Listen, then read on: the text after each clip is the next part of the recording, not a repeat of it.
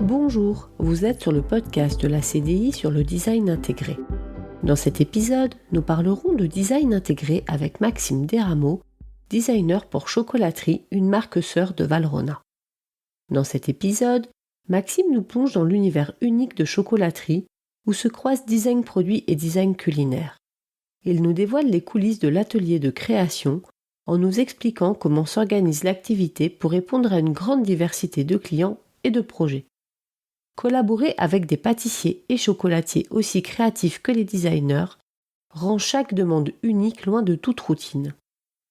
Maxime nous partage ses réflexions sur l'importance de renouveler sans cesse sa créativité pour répondre aux attentes de ses clients et la collaboration qui peut naître de ces échanges. Il évoque aussi les outils qu'il utilise, les collaborateurs internes qui participent au projet, ainsi que la reconnaissance de l'atelier et de son savoir-faire. Pour finir, nous discutons des avantages du croquis, non seulement comme outil précieux pour la recherche d'idées, mais aussi pour faciliter le dialogue avec les clients. Merci d'écouter notre podcast. Pensez à le partager pour faire découvrir le design en entreprise. Bonjour Maxime, merci d'avoir accepté de participer à notre podcast. Pour commencer, peux-tu nous présenter ton parcours s'il te plaît ? Bonjour Annabelle, je suis Maxime Desrameaux, je suis designer produit au sein de Chocolaterie. Pour mon parcours, j'ai toujours été attiré par le dessin, la photo ou tout ce qui touche à la créativité de manière générale. J'ai eu l'opportunité pour mon stage de troisième de découvrir le monde du design et plus particulièrement le design produit au sein de la société Maped. C'est à la suite de cette courte expérience que j'ai souhaité orienter mon parcours scolaire dans une direction artistique. J'ai commencé cette orientation par un bac STD2A depuis la seconde au sein de Bellecour École, où j'ai pu me familiariser avec l'art et surtout les différents designs. J'ai ensuite souhaité poursuivre dans ce domaine avec un BTS Design Produit au sein de cette même école. Et enfin, j'ai approfondi mes connaissances avec une année de licence Design Produit et Packaging à Villefontaine. Durant cette année, j'ai réalisé mon alternance au sein de Mobiliscase. C'est une entreprise basée sur Annecy qui réalise des coques et mallettes de transport dans le but de protéger différents appareils électroniques. Et enfin, à la suite de cette expérience, j'ai commencé au sein de Chocolaterie en tant que designer 2D dans un premier temps, pour finalement me diriger vers mon métier initial, à savoir designer 3D. Peux-tu nous présenter l'atelier de création Chocolaterie et le lien que vous avez avec Valrhona ? Alors, Chocolaterie est une marque qui appartient à un collectif de marques engagées, aux côtés de Valrhona, Weiss ou même Villars. Chocolaterie est une marque qui conçoit et conseille les professionnels du chocolat et de la pâtisserie afin de se démarquer grâce au décor que nous créons et imprimons à l'aide de colorants naturels. Notre seconde activité, elle concerne les moules 3D. Nous proposons des moules personnalisés pour des œufs, des tablettes ou divers sujets. Peux-tu nous présenter l'équipe de l'atelier création ? Quels sont les métiers et quelles sont leurs articulations entre eux ? Pour répondre à ta question, l'atelier création, il est constitué d'un pôle 2D et d'un pôle 3D. Nous sommes en tout 9. Tout ce qui concerne la 2D va être géré par notre équipe de graphistes qui va créer des visuels et se concentrer sur des retravails de logos, sur des choix de couleurs en fonction de la couverture de chocolat choisie. Ils peuvent aussi réaliser des boucles d'inspiration pour certains clients. Et pour ce qui est des demandes en volume, c'est le pôle 3D qui va intervenir. On va travailler sur des moules thermoformés, très souvent non chocolatés. Juste le moule que le client va garnir ensuite. Et on peut aussi avoir des demandes pour des produits finis qui, eux, pour le coup, seront tout chocolat. Vous travaillez donc autour du chocolat, autour de la pâtisserie. Pour toi, vous faites plutôt du design produit ou du design culinaire ? Et peux-tu nous expliquer la différence que tu fais entre les deux ? Alors, la question est assez compliquée. Je dirais que ça va dépendre du projet. Nous allons avoir certains projets avec certains pâtissiers ou chocolatiers où je dirais que la réponse va être oui. On va pouvoir dire que nous sommes sur du design culinaire.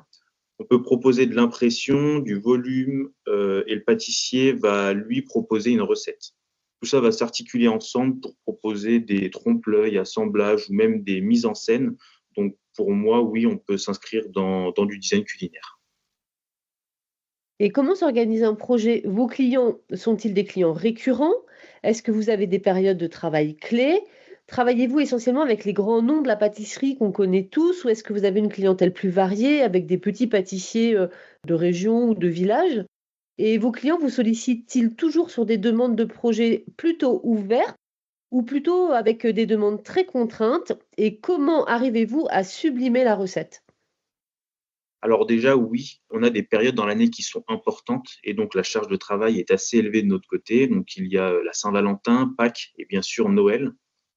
Ces dates peuvent se préparer un peu en avance et parfois même des années en avance avec certains clients. On doit parfois donc s'adapter aux clients qui doivent réaliser des shootings photos, donc on peut travailler Noël finalement tout au long de l'année. Il faut savoir que ces événements vont être des événements très importants pour nos clients, notamment pour leur communication qui leur permet de mettre en avant, enfin en tout cas de se mettre en avant sur les différents supports de communication. On a la chance de travailler avec des créatifs. Les pâtissiers et chocolatiers sont très créatifs. Ils ne viennent pas forcément avec une idée. Certains savent déjà ce qu'ils veulent et d'autres pas forcément. Nous, on va juste s'adapter en fait. Parfois, un client peut venir avec la volonté de faire un œuf pour Pâques et dans ce cas, nous allons alors imaginer un œuf pour cet événement à l'effigie de sa société. Et un autre client peut vouloir un œuf avec un design spécifique, une recette, un grammage. Et donc ici, nous allons devoir nous adapter à sa demande et proposer quelque chose en accord avec sa demande. On a plusieurs catégories de produits, les tablettes simples et plus complexes, avec parfois, par exemple, on peut avoir le monument de la ville en relief ou des choses très abstraites aussi. Nous avons des demandes pour des œufs qui fonctionnent en deux parties, en plusieurs emboîtements. Nous laissons en fait libre cours à notre créativité. Et enfin, nous avons les sujets et fritures. Nous n'avons pas de contrainte de taille. On peut aller sur une multitude de sujets différents, comme dernièrement, nous avons eu une demande pour la réalisation d'une voiture de luxe.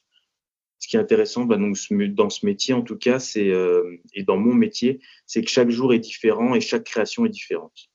On arrive un matin et on crée une architecture et le lendemain, on va imaginer un petit lapin et voilà. Moi, je me fais vraiment plaisir, en tout cas, créativement.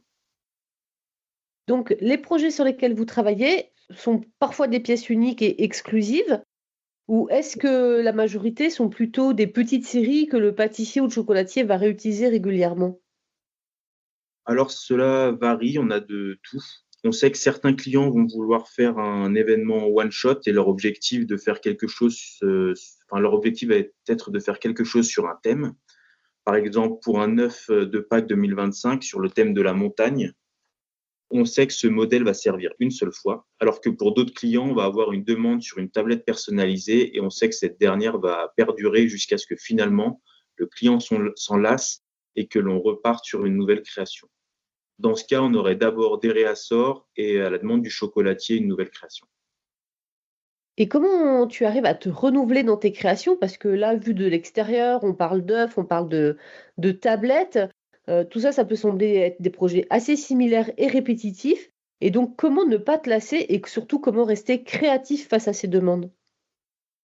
Alors avant de rentrer chez Chocolaterie, c'était, un de mes challenges. Je me demandais si avec le chocolat, je n'allais pas finalement vite, arriver à mes fins, manquer de créativité, mais en fait, pas du tout. C'est-à-dire que chaque client, chaque personne a son univers, sa façon de penser ou encore une fois, comme je l'ai dit, tout à l'heure, on travaille avec des clients qui sont créatifs.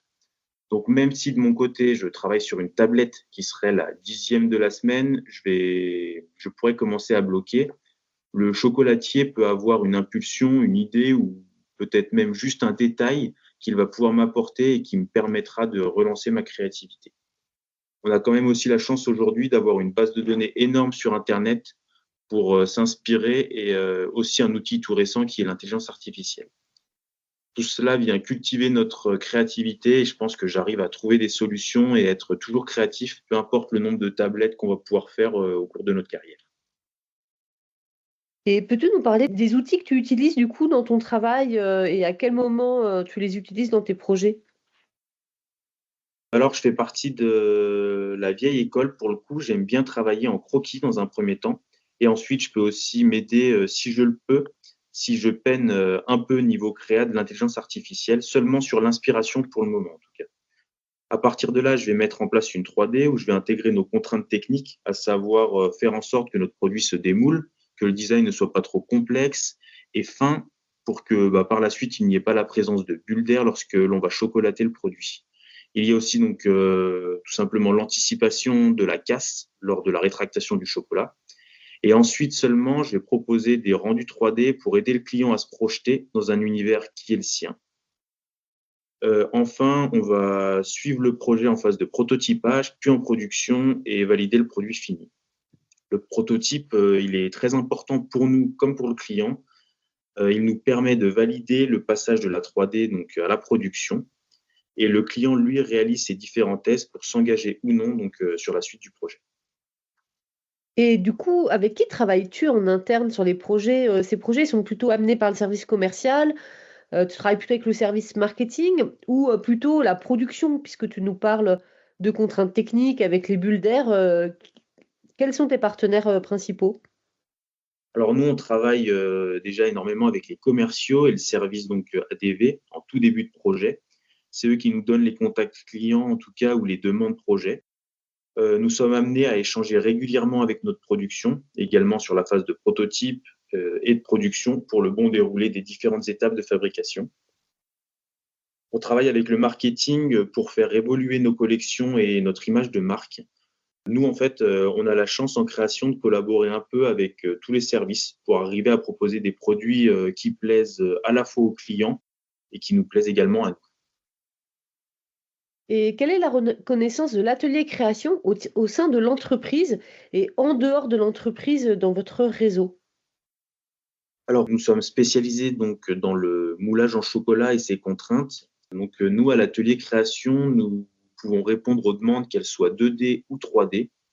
Et donc, au sein du groupe et en dehors, toute marque qui travaille avec du chocolat peut nous demander une collaboration. Et tout à l'heure, tu nous parlais de l'importance pour toi du dessin, en disant que tu étais, un peu de la vieille école, même si tu es encore très jeune. Et ben, est-ce que ces dessins, est-ce que tu les montres à tes clients ou est-ce que, tu passes plus rapidement à la 3D, que tu leur montres seulement les 3D? Pour moi, le croquis, c'est vraiment une façon de mettre en image l'idée première qui me vient. Pour moi, en tant que créatif, c'est l'outil de travail indispensable. Ensuite, sur un rendez-vous avec un client, c'est un outil qui permet de tout simplement montrer ce que l'on a en tête et lui peut intervenir en fait directement sur le croquis. Donc, je monte mes croquis en présentiel et également sur les documents que l'on fournit. Comme je l'ai dit, ça permet déjà de venir apporter des modifications de notre part, comme celle du client, et savoir si on est complètement hors sujet sur la demande ou en tout cas juste si le style choisi correspond. Le croquis va permettre de s'en rendre rapidement compte et de ne pas se lancer directement dans une 3D où la modification va être plus que complexe et donc demander plus de temps. Et puis, je trouve que le croquis a quand même son petit charme. Et pour finir, peux-tu nous parler d'un projet qui t'a marqué depuis ton arrivée, dans l'atelier création chocolaterie et pourquoi, il t'a marqué? Le projet qui m'a le plus marqué depuis mon arrivée, je dirais que c'est pour un gros client expert en chocolat qui souhaitait une réalisation d'un moulage renard. Le service marketing était très exigeant, donc de leur côté, et le projet était très complexe. Il fallait respecter un volume, des dimensions, en plus de nos contraintes donc habituelles et bien sûr, rendre le tout mignon et attachant. Donc ce projet a été particulièrement éprouvant pour moi-même avec de très nombreux allers-retours pour valider le design du projet. Faut savoir qu'un renard, ce n'est pas l'animal le plus compliqué à modéliser grâce à ses marqueurs forts, mais nos contraintes de démoulage au niveau de la queue et des oreilles, par exemple, nous obligeaient à changer ces fameux marqueurs du renard, ce qui a rendu la tâche, beaucoup plus complexe. Je crois que je n'ai jamais été aussi, content lorsque ce dernier a enfin montré, son museau dans le commerce. Bon, bah, écoute, Maxime, je te remercie beaucoup pour notre temps d'échange sur ce podcast et je te souhaite, de bonnes fêtes de fin d'année puisqu'on est sur, la fin d'année. Eh ben, merci à toi et bonne fête de fin d'année également.